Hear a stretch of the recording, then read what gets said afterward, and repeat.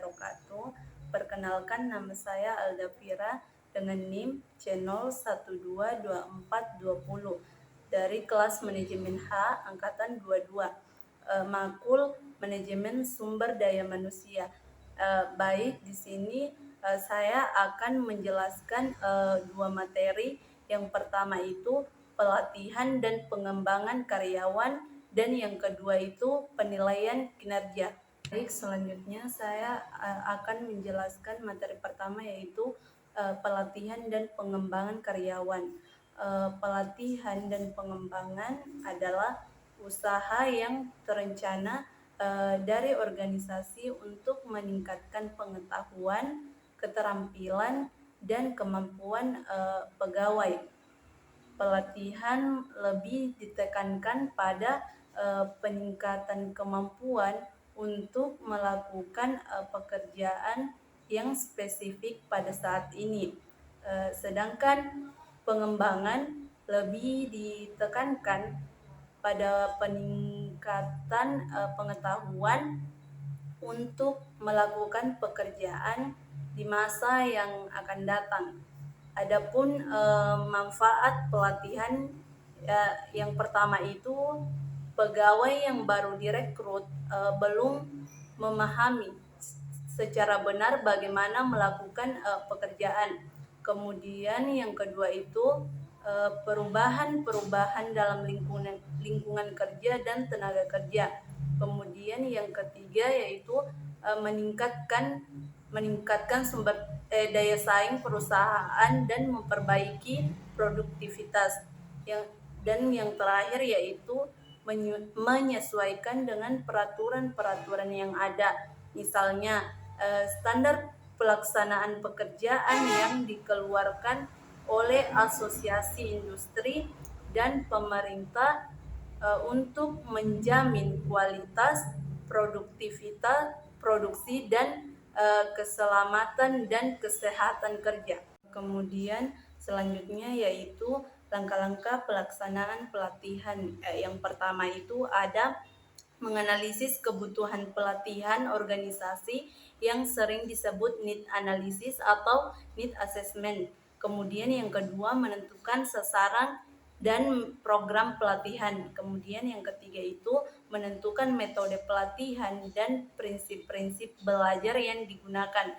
Kemudian yang keempat mengevaluasi program. Selanjutnya materi kedua yaitu penilaian kinerja. Manajemen kinerja adalah proses berorientasi tujuan yang diarahkan untuk memastikan bahwa proses-proses organisasi ada pada tempatnya guna memaksimalkan produktivitas para karyawan, tim, dan organisasi itu sendiri. Ada dua komponen manajemen kinerja. Yang pertama itu mengukur dan umpan balik, maksudnya proses mengevaluasi seberapa baik karyawan melakukan pekerjaan dibandingkan dengan standar yang telah ditentukan. Sedangkan umpan balik kinerja adalah informasi tentang proses pelaksanaan kinerja individu, kelompok, atau organisasi dalam rangka pencapaian tujuan. Umpan balik kinerja membantu karyawan dalam mengidentifikasi kekuatan dan kelemahan mereka, serta membantu dalam pengambilan keputusan terkait karyawan, peningkatan motivasi dan kepuasan kerja, serta membangun budaya prestasi. Kemudian yang kedua yaitu komponen imbalan dari kompensasi total, maksudnya yaitu merujuk pada semua bentuk penghargaan yang diterima karyawan sebagai imbalan dari pelaksanaan tugas dalam upaya pencapaian tujuan perusahaan. Komponen imbalan ini dapat meliputi berbagai aspek, baik finansial maupun non-finansial, seperti gaji pokok, bonus, upah lembur, komisi, manfaat, tunjangan, fasilitas, serta kesempatan kemajuan. Dalam konteks manajemen imbalan total, komponen imbalan ini merupakan bagian integral dari strategi kompensasi dan manfaat yang bertujuan untuk memotivasi, mempertahankan, dan memperkaya karyawan.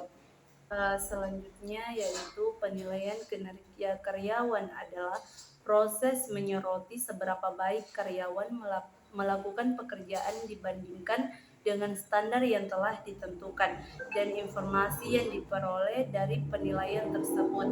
Kemudian diumumkan kepada karyawan yang bersangkutan. Penilaian kinerja membantu dalam mengidentifikasi kekuatan dan kelemahan karyawan, pengambilan keputusan terkait karyawan, peningkatan motivasi dan kepuasan kerja, serta membangun budaya prestasi. Ada beberapa penilaian kinerja menurut para ahli. Menurut Werther dan Davis 1996, penilaian kinerja adalah proses yang dilakukan organisasi untuk mengevaluasi hasil kerja para karyawan. Kemudian menurut Mondi 2008, penilaian kinerja adalah sistem formal untuk meninjau dan mengevaluasi kinerja para individu atau tim dalam menjalankan tugasnya. Kemudian menurut Schuller dan Jackson tahun 2006, penilaian kinerja melibatkan evaluasi kinerja dan didasarkan pada penilaian dan pendapat dari para bawahan, rekan kerja, atasan, manajer lainnya, dan bahkan karyawan itu sendiri.